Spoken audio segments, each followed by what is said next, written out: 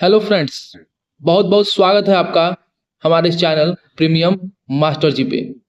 आशा करता हूँ आप स्वस्थ होंगे, चुस्त होंगे, तंदुरुस्त होंगे। दोस्तों, आज का जो हमारा टॉपिक है वो है नागा साधु धर्म के योद्धा। आज का जो हमारा टॉपिक है नागा साधुओं के बारे में हम जानेंगे विस्तार से कि कौन है ये नागा साधु जिन्हें धर्म का योद्धा कहा जाता है। जैसा कि आप लोग अभी प्रयागराज में चल रहे महाकुंभ में आप नागा साधुओं के बारे में बहुत सारे वीडियोस और फोटोज के माध्यम से उनको देख रहे होंगे, समझ रहे होंगे। तो आज हम लोग जानेंगे बहुत सारे जो उत्सुकता है लोगों में कि नागा साधु एक्चुअल में है कौन। तुम सब समझते हैं कि नागा साधु में ये लोग कहाँ से आते हैं, क्या है इनका इतिहास, हम लोग इस टॉपिक में और इस वीडियो में समझेंगे। चलिए शुरू करते हैं अपना वीडियो। तो देखिए, नागा साधु का जीवन अन्य साधु की तुलना में सबसे कठिन होता है। ठीक है, एक्चुअल में ये जो होते हैं ये शैव परंपरा की स्थापना से जुड़ा हुआ है इनका संबंध। 8वीं शताब्दी में आदि शंकराचार्य ने अखाड़ा प्रणाली की स्थापना की थी। किस प्रणाली की स्थापना की थी? अखाड़ा प्रणाली की स्थापना की थी। और यह अखाड़ा प्रणाली जो होता है ये इनको ट्रेनिंग देता है नागा साधु बनने की। तो इस प्रणाली के तहत सनातन धर्म का एक संगठन बनाया गया और इन साधुओं को धर्म रक्षक या नागा साधु कहा जाता है। तो यहां से आपको पता चल रहा होगा कि आदि शंकराचार्य ने अखाड़ा प्रणाली की स्थापना की और इस तहत उन्होंने सनातन धर्म का एक संगठन बनाया जिन्हें धर्म रक्षक या नागा साधु कहा जाता है दोस्तों, है ना। तो फिर यहां से क्या होता है कि हम लोग जानेंगे कि नागा साधु है कौन। हाँ, तो लेखक जो है अक्षत गुप्ता की नागा वॉरियर्स किताब के मुताबिक नागा साधु भगवान शिव के अनुयायी भी होते हैं जिनके पास तलवार, त्रिशूल, गदा, तीर, धनुष जैसे हथियार होते थे। जिनके पास तलवार, त्रिशूल, गदा, तीर, धनुष जैसे हथियार होते थे। नागा साधु को अक्सर महाकुंभ, अर्धकुंभ या सिंहस्थ कुंभ में देखा जाता है। हमारे पिछले वीडियो में आप जा सकते हैं कि महाकुंभ क्या होता है, अर्धकुंभ क्या होता है ना। तो आदि गुरु शंकराचार्य ने सनातन धर्म की रक्षा के लिए केवल साधारण सैनिक नहीं बल्कि वैदिक सैनिक भी तैयार किए। हाँ, ऐसे सैनिकों का संगठन बनाया गया जिनके पास धर्म के अलावा कोई और विरासत नहीं थी, जिनका काम ही था धर्म का क्या करना, रक्षा करना। और ये नागा साधु जो है महाकुंभ की शान है, सम्मान है ये नागा साधु, उन्हीं से ये कुंभ है।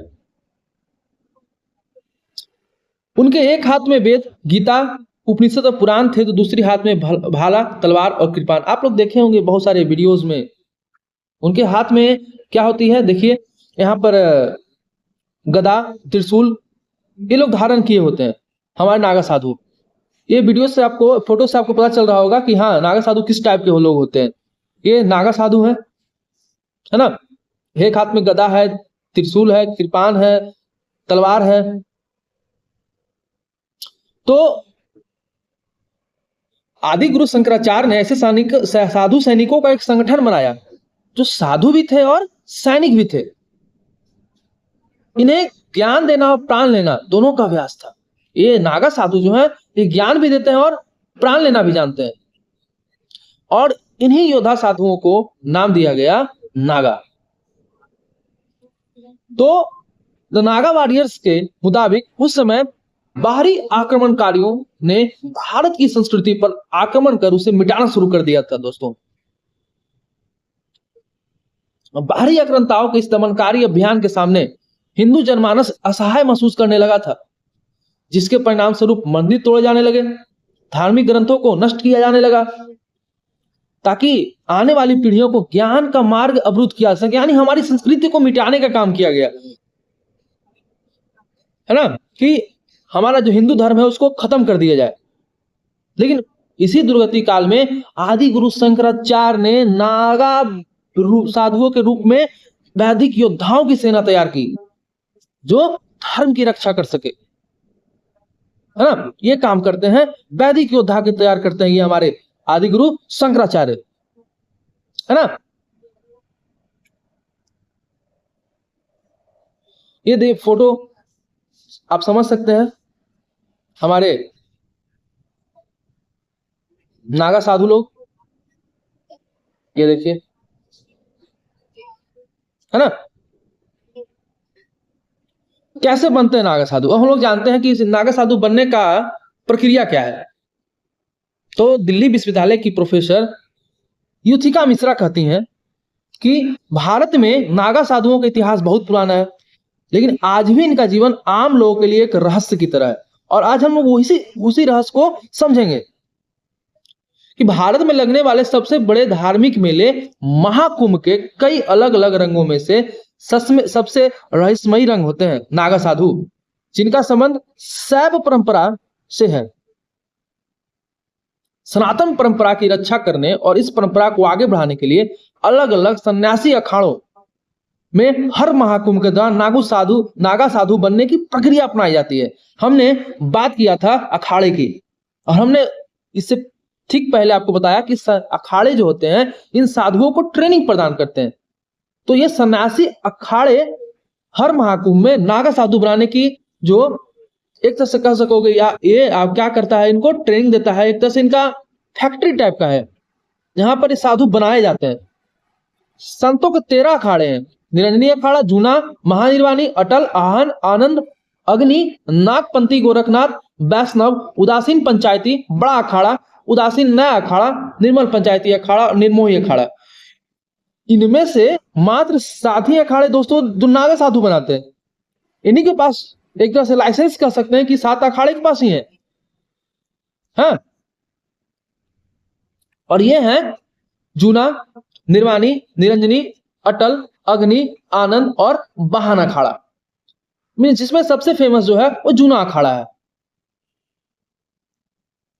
नागा साधु बनने की जो प्रक्रिया है कठिन और 12 साल लंबी होती है। ये जो प्रक्रिया है वो 12 साल लंबी होती है दोस्तों।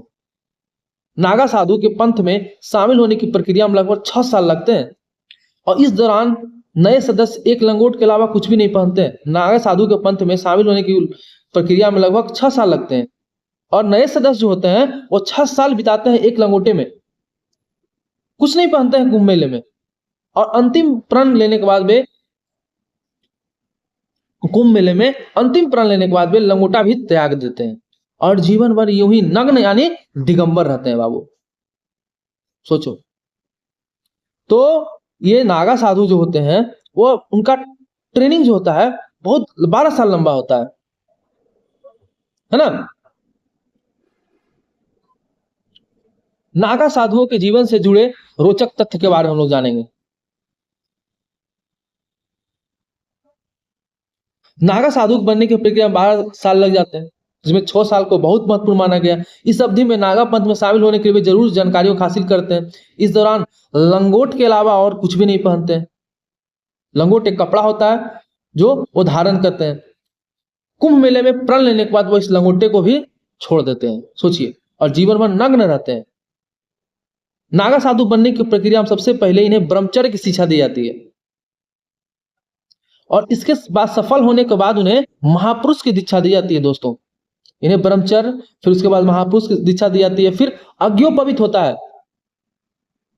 इसके बाद वे अपने परिवार का स्वयं का पिंडदान कर देते हैं। ये सोचिए, पिंडदान करते हैं, अज्ञोपवीत कर देते हैं, और इस प्रक्रिया को ही क्या कहते हैं? बिजवान कहते हैं। क्या कहते हैं? बिजवान कहते हैं।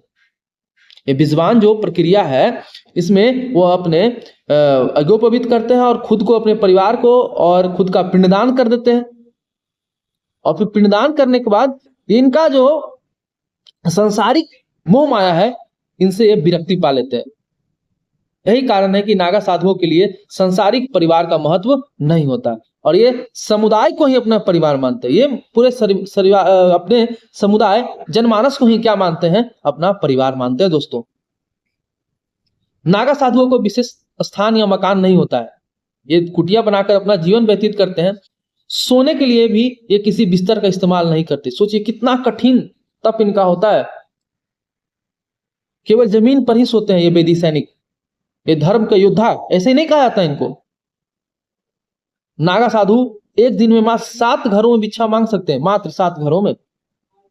यदि इन घरों से भिक्षा मिली तो ठीक, वरना इन्हें भूखा सोना पड़ता है। ये पूरे दिन में केवल एक ही समय भोजन ग्रहण करते हैं, मात्र एक समय। नागा साधु हिंदू धर्मावलंबी साधु होते हैं जो कि हमेशा नग्न रहने और युद्ध कला में माहिर जाने जाते हैं। आपने फोटो में देखा ही था, एक हाथ में कृपान, गदा, तलवार। आप अब आजकल वीडियोस में टीवी पे बहुत सारे इनकी जो वीडियो है आपको देखने को मिलेगा, किस तरह से ये रिएक्ट करते हैं। विभिन्न अखाड़ों में इनका ठिकाना होता है। सबसे अधिक जो साधु होते हैं जूना अखाड़े में होते हैं। सबसे फेमस यही है, जूना अखाड़ा। नागा साधुओं के अखाड़े में रहने की परंपरा की शुरुआत आदि गुरु शंकराचार्य द्वारा की गई थी, है ना। वही जो वैदिक सैनिक तैयार करते हैं हमारे आदि गुरु शंकराचार्य, है ना। चलिए आगे बढ़ते हैं हम लोग। हिंदू धर्म में किसी भी इंसान के मौत के बाद उसके मृत शरीर को जलाने की मान्यता है जो सदियों से चली आ रही, लेकिन नागा साधु का जो शव है वो जलाया नहीं जाता है। नागा साधुओं को शव जलाया नहीं जाता है दोस्तों हिंदू धर्म में, जबकि इंसान को मृत शरीर को जलाने की मान्यता है। नागा सन्यासियों का मृत्यु के बाद भू समाधि देकर अंतिम संस्कार किया जाता है। नागा साधुओं की सिद्ध योग की मुद्रा में बैठकर भू समाधि दी जाती है, तो भू समाधि दे दी जाती है।